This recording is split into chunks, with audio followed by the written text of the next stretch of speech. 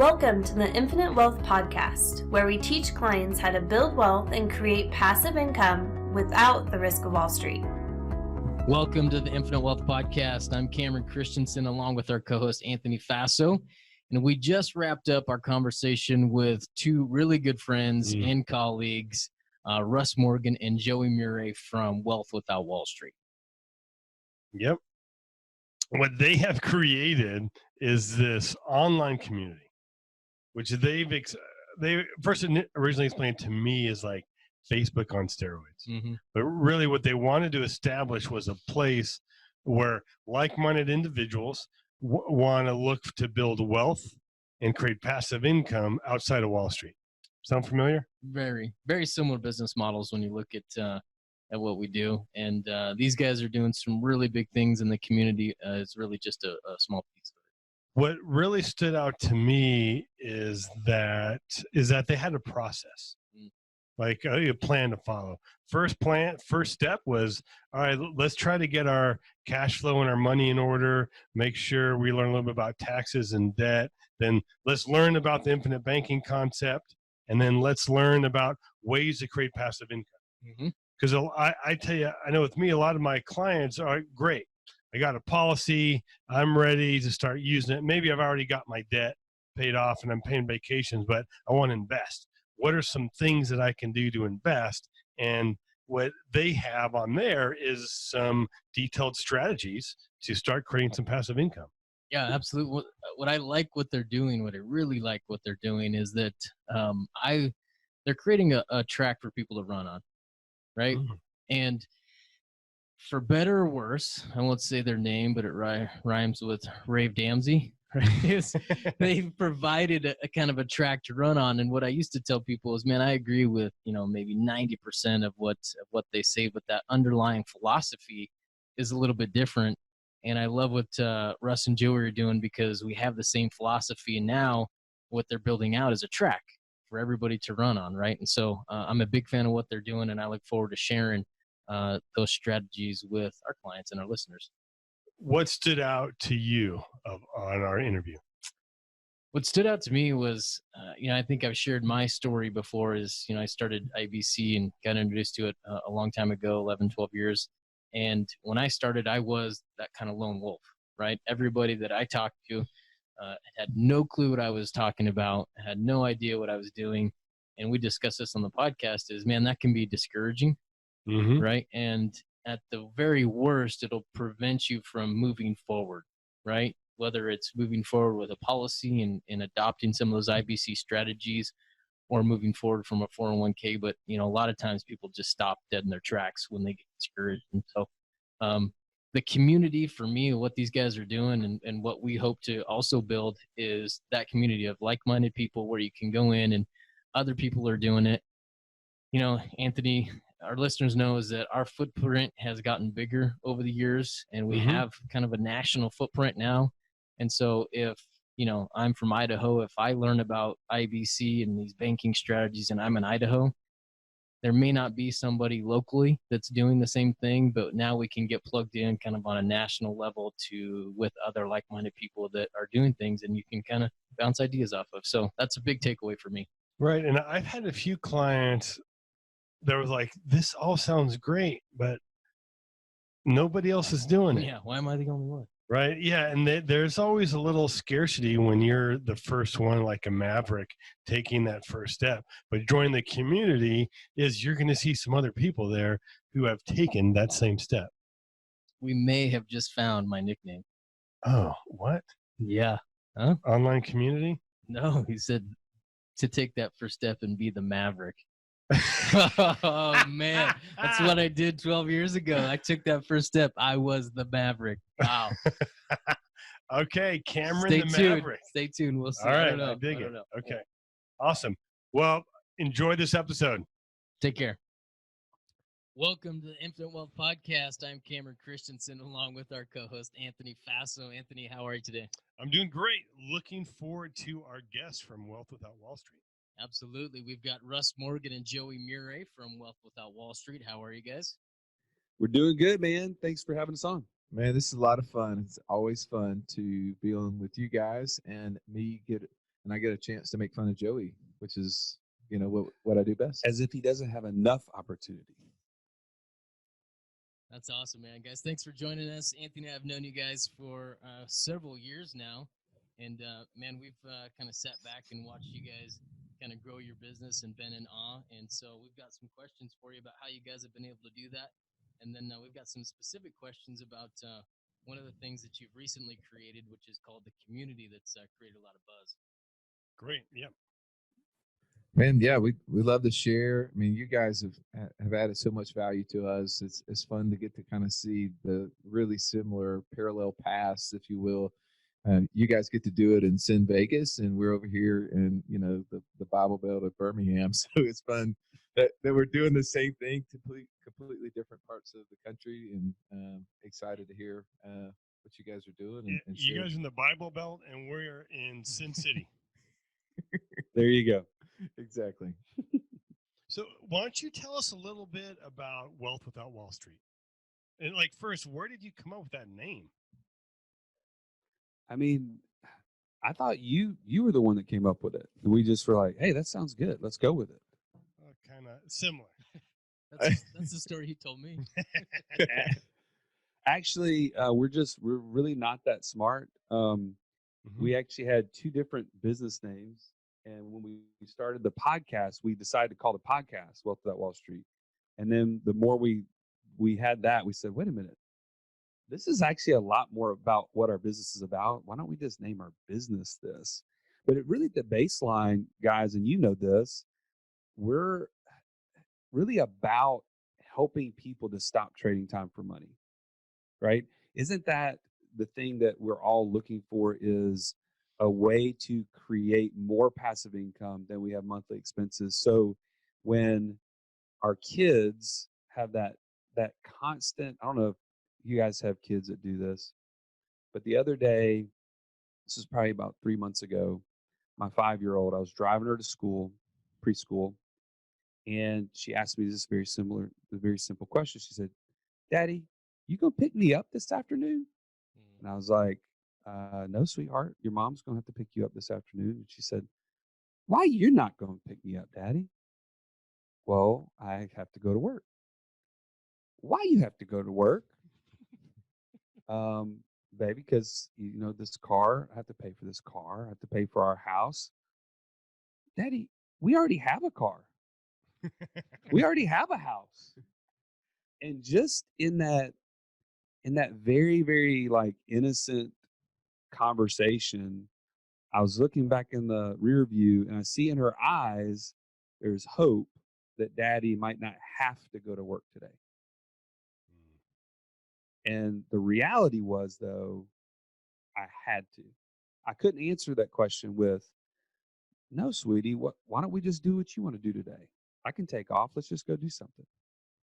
And I think if we're honest with ourselves, financial freedom, it can mean a lot of different things to a lot of different people. But for me, that kind of solidified or, made in my mind, that's what financial freedom is to me, where I can say with certainty, I don't have to go to work today. It's optional. I love what I do. And I hope if you're listening to this, you say, I love what I do. Because if you don't, go find something that you do love. We're meant to work. We're meant to, add value to the world. But man, to have additional streams of income that pay for our expenses every month, that is really what Wealth Without Wall Street's all about. I agree with that. I mean, that's such a pull at your heart, and we've had that as dads, that we're having to answer yes to that question.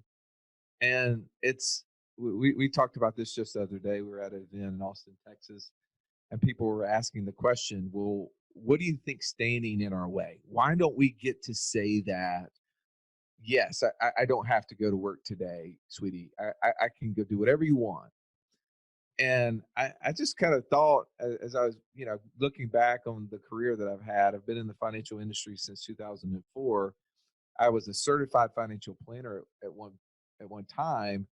And I think about the mountain of marketing that exists between us and that financial freedom that Joey was just sharing.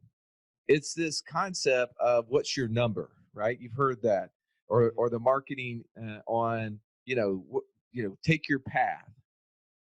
It's more about accumulating a mountain of money, and that's why that mountain of marketing exists, for us to defer that future, that time in which we get to go do, quote unquote, whatever we want to. But the difference is when Joey looks in the rearview mirror at age 65, his 5-year-old is no longer sitting back there. And I think that, to me, is the precipice of why we wanted to have Wealth Without Wall Street, because we look at Wall Street not just as the stocks and bonds that most people would correlate with the Dow Jones or the S&P 500 or mutual fund and their 401k account. It's the marketing that tells us that we should defer our life to a later date. And for us and the people that we tend to talk to on a regular basis, they don't want to defer. They want life now. They want it while they still have life in them, right? I mean, they want to enjoy the things that they're doing and not say, well, one day, well, what if, well, I'll get there at some point. They want certainty for today to be able to enjoy those things. And really, why should we defer? Isn't there a better way? Shouldn't there be a better way? That's really the questions that we're trying to answer. I love what you guys just said there, and I was kind of thinking back to my experiences and kind of what you just described, Joey. Was, man, is my kids are 9, 7, and 5, very similar situation, and they are watching us what our actions every single day and what we do. And we've got to be really careful on the message that we're giving to them, maybe not verbally, but just communicating to them. Is my sense of pride has always come from being a hard worker, right? And going to work every day and putting the hours in. And that, as you guys are talking, that was instilled in me from a very young age.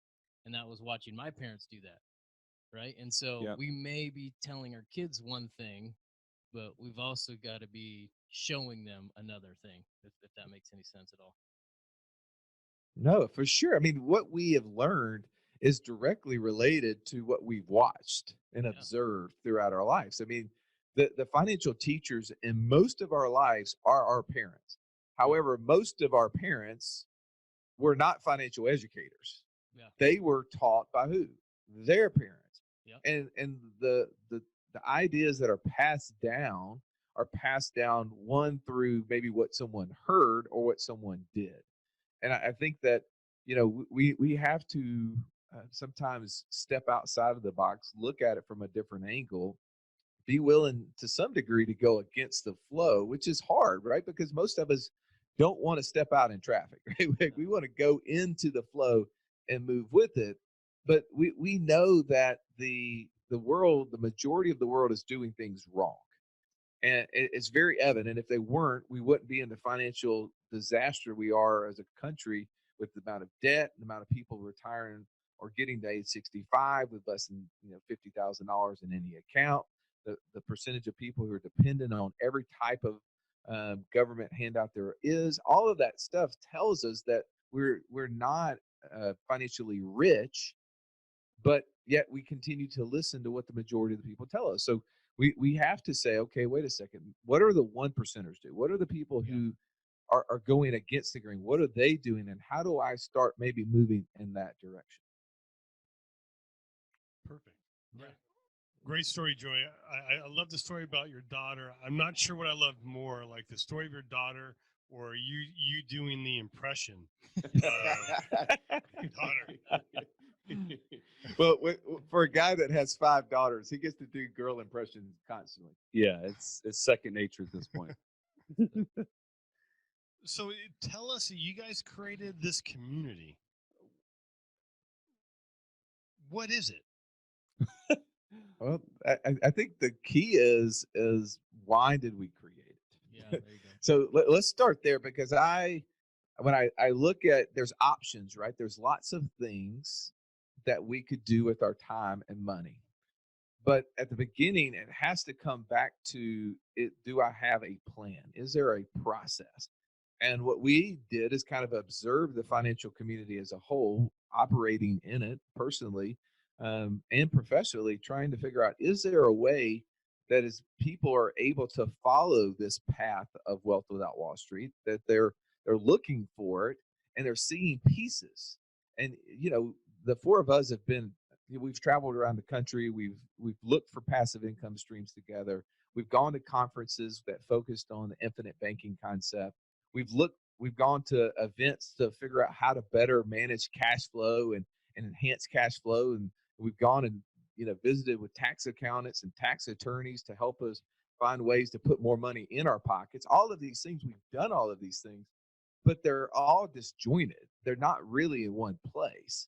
And so what Joey and I kind of stepped back and looked at, it's like, well, can we bring the minds of all of the intellectual property that exists out there and bring it into one place to where someone could go and find out information about how to reduce their taxes by watching a course or listening to a tax attorney talk, while at the same time implementing a process that puts cash flow in their pocket through a passive income stream. And you know this, that anytime someone starts on this path, they inevitably go talk to someone who's not doing any of these things, and they get Distracted. They get put in a position to where they feel like they're having to defend something, and then they start questioning it. And I just got back from Austin, and this guy was telling me that. He was like, man, I heard you talk last year at this event while we were in San Diego, and man, I was just so fired up.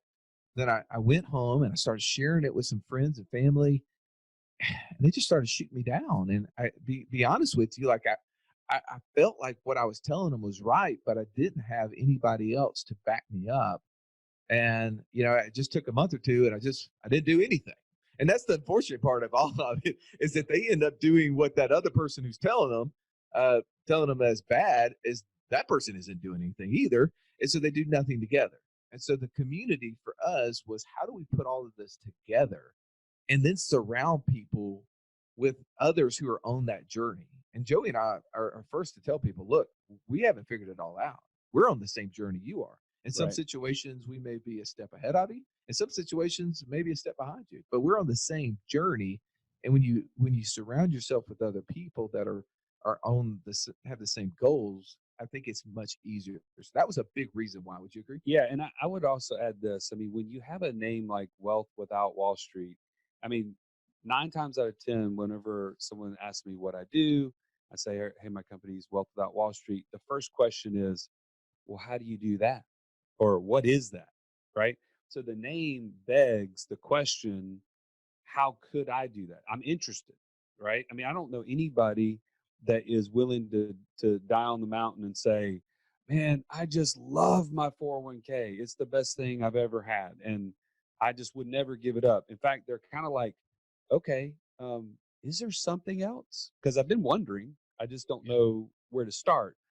And so I think the community is a natural outpouring of answering that question. It's, how do we gather people that are interested in this idea of Wealth Without Wall Street, and we all go on a journey together, just like Russ said. And also, Russ and I are not smart enough to be the experts in all these different facets. So we bring in a guy that is an expert at budgeting. So you can take his course on budgeting if that's like the first part. I don't know where my cash is going. I know I don't have enough of it. How do I get that under control? Bang, you got the budgeting course. I think basically what Joey just said, he didn't say it exactly the way I would say it, is that selfishly, we wanted to get a lot of smart people around us and be able to learn from them. And that's what's happening. So what is it, was your question, Anthony? I know Joey and I talked for 5 minutes. I don't think we quite answered that question. But it's an online platform. It's actually an app. So somebody who's listening right now, if you want to go to the go online or go to your app store, you can type in Wealth Without Wall Street and you can download it. It's a free app. There is a paid for version. I encourage you to do that later. We want you to pay for it at some point, but no, seriously, that it's an app that allows you to get access to a lot of different content that we've curated, and others smarter than us and different expertise have started curating as well. Well, give us some examples of some of the content of what we can find there. So the best way I know how to explain it is if we break it down into 4 steps. Okay. So Financial Freedom 101 is the first course that anybody's going to want to take when they get in. It's kind of like ground zero. And that course really breaks it down into 4 steps in the process. The first one is enhance your cash flow, which would be to look at your budget. So you're going to have a budgeting course. The second step in that is to look at how you pay down debt. So there's a pay down debt like a boss course, which I don't know, that name just really resonates with me. I mean, I like to say boss at the end of it. And of course, I'm the one that recorded that one. And from there's a tax course. So what are some standard business deductions people don't always think about? Some different ways to think about taxes. Well, in that first segment, what Joey's just talking about is addressing 90% of the problems on the right side of the financial freedom formula, right? I know you guys address this on your show. We're big Kiyosaki fans like you are. You know, Kiyosaki said financial freedom is defined by passive income being greater than your monthly expenses. And so we started off saying, okay, how can we help people who are struggling with either overspending, debt, and taxes? Like those are those 3 things that you just got to get right. You got to fix those things. You got to have that base. Those are the holes in the bathtub. Yeah, exactly. If you can plug the holes in the bathtub, you can fill it up with just a trickle. And most of us, though, we have so many holes in the bathtub, if you will, that we can never get there. And so we're constantly struggling. So this is a way for people to go through this first step to help them get their arms around that. And we literally have created some great free tools that people can follow this process. And at the end of that, I feel like actually have their arms around their cash flow, maybe for the first time in their life, which is just an amazing thing. And I know that when people hear what we start talking about and they hear some of the episodes and the guests we have on and the guests you have on, and they get excited about all of this real estate investing or building this online business or whatever it may be. But really, you can't do that. That's at the top of your house, right? You got to build the foundation before you start getting to the second and third floor. And the cash flow part is the first thing that people have to get right, because otherwise this thing's going to come down. So we focus that first step on cash flow. Then second, we're like, okay, now we got the cash flow. Now we have the ability to start erecting our financial house. Now we actually can start building this opportunity fund or emergency fund or whatever it may be that our mind needs in order to say, hey, I got a storage place for my cash. And we dive deep into the infinite banking concept, which you guys are some of the best in the world. I mean, we have a lot of our clients that contact us, and we've partnered with you guys on some stuff to kind of help us, because you guys are experts in that area. And you guys do such a great job teaching people how to build these insurance policies to be a good storage place for their wealth, and then teaching them how to use it. So that's step 2 in our process, is teaching people through the infinite banking concept and letting them take, we've built an infinite banking 101 course that for somebody who can't even spell IBC, we break that out for them. And then that's Joey, by the way. And then we take that and help them see, how does using a dividend paying life insurance policy play into this, so that then they have a place for their cash flow to fall into. All right. So I know this is a long-winded answer. But you asked, Anthony. So I'm just continuing on. We're into the step 3. After you have your opportunity fund set up and you've dealt with your cash flow, now it's time to pick a path. And there's a ton of them, right? So first, how do you decide which passive income path to really start to go down? And we start with your own DISC profile. So you've heard the DISC personality profile from the standpoint of how do you interact with others, how do you work. This one adds a financial component to it. So you can say, what type of investor am I? What kind of things do I need to go towards? What kind of things do I need to stay away from? And so you can get access to the financial disc profile in our community. And then from there, it's like, okay, now I need to figure out which of these. We probably keep it to about 5 to 6 different options. And you need to really research two that fall into your category. Like, this is going to be a really good fit for me. And you also compare it to how much time do I have versus how much money do I have? Because all those things are going to wax and wane as far as like which one you need to really focus on. Well, so we've interviewed well over 100 guests now since we've been doing our podcast. And through that process, obviously we've heard over and over and over real estate, real estate, real estate. Yeah. And there's different types of real estate. And to be honest, when we first got into this, I just thought the only way you invested in real estate is you either did like a long-term rental, like you went and got a house, you put it up for rent, maybe you got a property manager to take care of it, or you did some sort of like apartment, like syndication or something. I thought those were like the two main ways. And what I found out as Joey and I started doing these interviews is that there are so many different ways to do real estate. There is the long-term rental. It's the do-it-yourself, or to hire someone, or to literally go to a company who's done all of the above and you just buy in. Like a turnkey. Yeah. But under the turnkey model, then they're also, you can invest in storage facilities. You can invest in mobile home units. You can go into a turnkey apartment complex, turnkey commercial building, turnkey student housing. I mean, there's just so many avenues on that Right. range.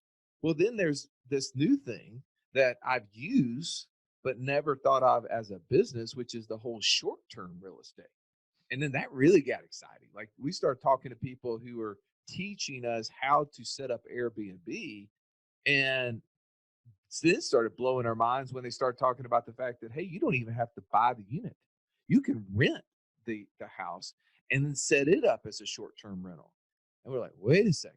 What? But and then somebody said, you know what? All of that stuff sits on dirt. And you know what? You can actually go buy the dirt with no houses on it. You can buy it from someone who wants to sell it because they're sick and tired of paying taxes on it, something they've owned for 30 years and never done anything with. And you can buy it for 25 to 30 cents on the dollar. And then you can turn around and sell it to somebody who loves the thought of having their own piece of property that they can go ride four-wheelers on, shoot rattlesnakes on, camping with their kids, do whatever. And they could buy it by putting a little bit down in monthly payments for the next 6 or 7 years. And there's a way you can create cash flow. And we're saying again, wait a second, like, our minds are literally being blown. And so what we started doing with all of these different ideas is saying, okay, well, let's try to put them into some boxes. And let's just stack up all of this content, and let's do deeper dives with all these guests and do question and answers. And let's let somebody, when they finish step 1, where they got cash flow, they go through step 2 and they actually have set up this life insurance policy, got their cash in a place that now they're ready to launch into this.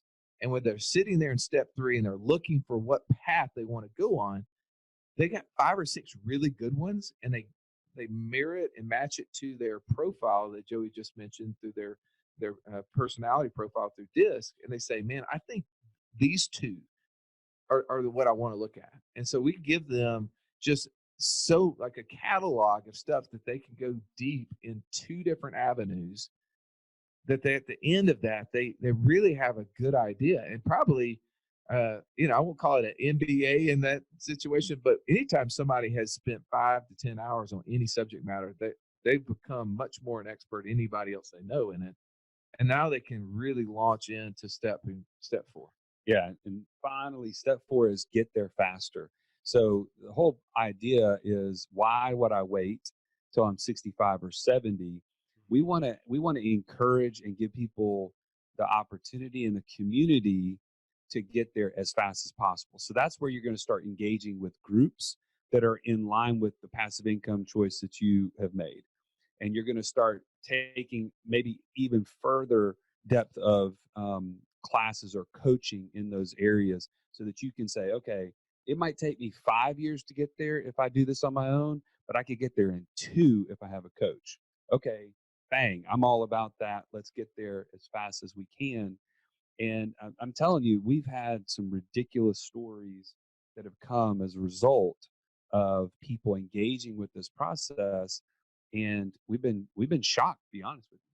I mean, one guy's sitting there, he's driving an excavator, um, works with his dad's company, and he starts listening to the podcast. He calls us up. He says, "Man, I really got to get one of these policies set up because I've been listening to you guys for several months." And within about 6 months of him setting up a policy, he hears our podcast with Mark Podolsky on land flipping. Mm-hmm. He starts engaging with that process in March of last year, so not even quite a year ago. And we just interviewed him the other day. He's now created $3,000 a month of free cash flow Awesome. from implementing this, to where now his third child just came home from the hospital, and his wife is not going to have to go back to work because he's created this passive income in less than 2 years of engaging with this whole process. So that is a really huge success story in my mind, that he's now answering the have to question with he doesn't have to. Great story. I was trying to kind of make a generalization there, and one of the things that I wanted to just add on there is what's exciting about kind of what we do, in my personal opinion, is that the conversations that we have with clients is how have they created the wealth that they have, right? Which I don't think is often discussed with somebody, especially a business owner, when they come in. Is typically they've got a very successful business. Is I enjoy that type of conversation, the ups and downs that they've gone through to get to where they're at, where most of the time advisors are simply just saying, give me my money, let me park it over here, come back and talk to me in 6 months or 12 months. Whereas I enjoy the conversations of, man, how did you get to where you're at? And those are the conversations that I think that we kind of use the podcast is to kind of shed light on opportunities that people are building out there, is saying, hey, this is somebody that's creating wealth inside their business, and look at this business model if you'd like to do something like that. So yeah, we use the podcast in a very similar way, and man, it's a great opportunity for our listeners.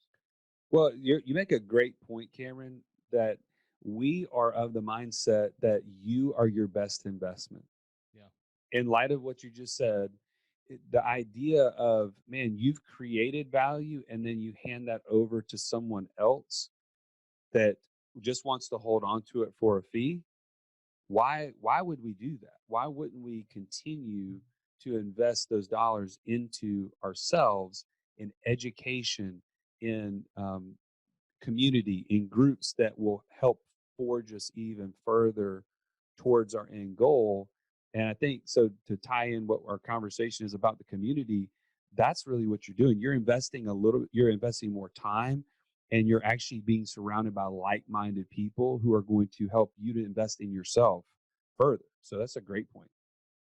Yeah, I liked what you said. The idea of I can see why you guys called it the community is because, man, you address community in a couple different steps in the process that you outlined. Number one was getting into the community to be exposed to these different ideas and to other people that are thinking differently, which is tough to find, to be honest. Yeah. Is in my story, man, I've been practicing IBC for 11, almost 12 years now, and for the longest time, I was the only guy, right? I mean, you Yep. would go to other people and you would talk to them, tell them that idea, and they wouldn't have a clue what you're talking about. So you do get that discouragement, the importance of getting community with other people that are doing it. But then also what you said there was the why wait, right? Is once you decide on the direction that you want to go, man, is you got to get and surround yourself with other people that are doing that same thing, right? And maybe Right. are just a couple steps ahead of you along the way. Well, we talk, on our show, we share our faith, and one of the things it talks about in the Bible, and I don't want to compare what we're doing in any shape or form to that, but it talks about corporate worship, right? It says one of the things, the reason we're to engage as Christians into corporate worship is to be an encouragement to the saints, to encourage other people. And the Bible also is very clear that we're blessed more blessed to give than to receive. Well, the beauty of creating community is not to just go and to receive, is to go and to be an encouragement and to give to others. And that's what we've gotten to see. I mean, some of the success stories that I see, I love the one that Joey shared, but I love when I get to hear someone coming into the community and talking and being encouraged and being given information, not from us, not from the people who helped build the app, but from the hundreds of people who are in there to learn and are part of that journey. And they start seeing this as like, man, I'm reaching out to people cross culture, across the nation. I mean, people are sharing and helping people that they not sitting next to them. I mean, these people are all over the place. And to me, that is a beautiful thing. There's where community starts to really to show its roots. And in a country right now that's so divided, I'm so excited to see how people are coming together with one mission, and it's to try to create freedom, to try to be a part of the ones who are creating things. And that, to me, that I'm always just looking at those stories, reading those little parts, and it puts the biggest smile on my face. I agree 100% with that. Is, when you talk to somebody that's successful and they kind of achieve that successful financially, right? I don't know if I said that correctly, but they achieve that financial success and they've taken care of themselves, right? The next thing that really provides that satisfaction in life is reaching down or reaching out and helping somebody else kind of up and out of their situation. And that's a pretty cool thing to kind of be a part of or witness sometimes. So guys, keep doing what you guys are doing. I love watching from afar and appreciate all your help. Awesome. Yeah. Well, this is hopefully just the beginning of us all continuing to collaborate and share ideas. And you guys have been awesome to work with and to be a part of the journey with us. So we appreciate you.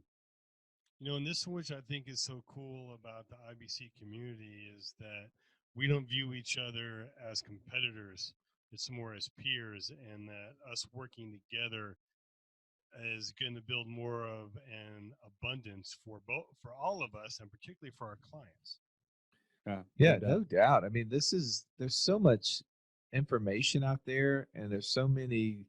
I mean, you guys, obviously, Anthony, with your background on tax, I'm constantly calling and reaching out, trying to get help. Like questions in regards to that. I mean, you've been an excellent friend, both of you. But don't. You're basically trying to get free tax advice. Is really what Well, you're trying to do. I was trying to make sure I gave you a compliment to continue to get that free advice.